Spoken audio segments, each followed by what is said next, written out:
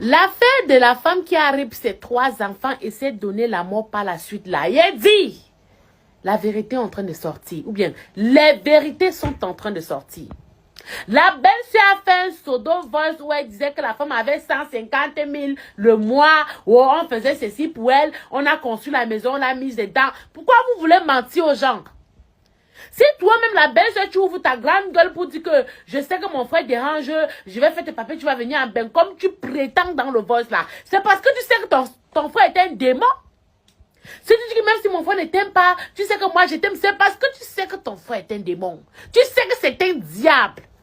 Vous préférez fermer l'œil sur ce que l'homme là a fait à la femme là, et voir plutôt l'acte de la femme, mais vous ne voyez pas la personne qui a poussé la femme à ça. Vous ne voyez pas l'action qui a poussé à la réaction. Et il savait, j'ai juste tombé sur un live tout à l'heure où les voisins de la fille sont montés dans le live, même le bailleur de la fille est monté dans le live. La famille a dit ici que, oh, la fille vivait dans sa maison, son mari a construit la maison et tout, alors que c'est faux. La fille vivait en location. Et il y a un voisin qui a dit dans le live que le monsieur là ne payait même pas le loyer. La fille avait la pression, le bailleur venait tout le temps menacer. Au point où eux, ils ont cotisé là-bas pour payer le loyer de la fille. Alors qu'elle est mariée à un homme qui gagne bien sa vie, mais il préfère nourrir les petits à dehors. Et le pire encore, on dit que le monsieur là ramenait une autre femme dans son lit conjugal devant la mère de ses 3 enfants.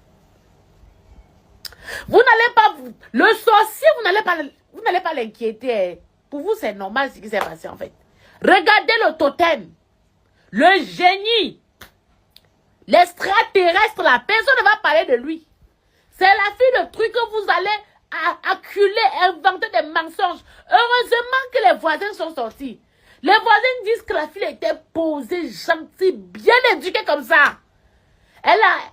Yeah, il y a des gens ici qu'il ne faut pas rencontrer dans la vie, hein. Les petits démons. Vous voyez déjà que la langue se délie. Si ça arrive au niveau où le monsieur ramène une femme dans la maison, en la présence de sa femme et de ses enfants, vous pouvez comprendre la gravité. Si ça arrive au point où les voisins cotisent pour payer le loyer, pour pas qu'on mette les enfants dehors, vous pouvez comprendre la gravité de la situation.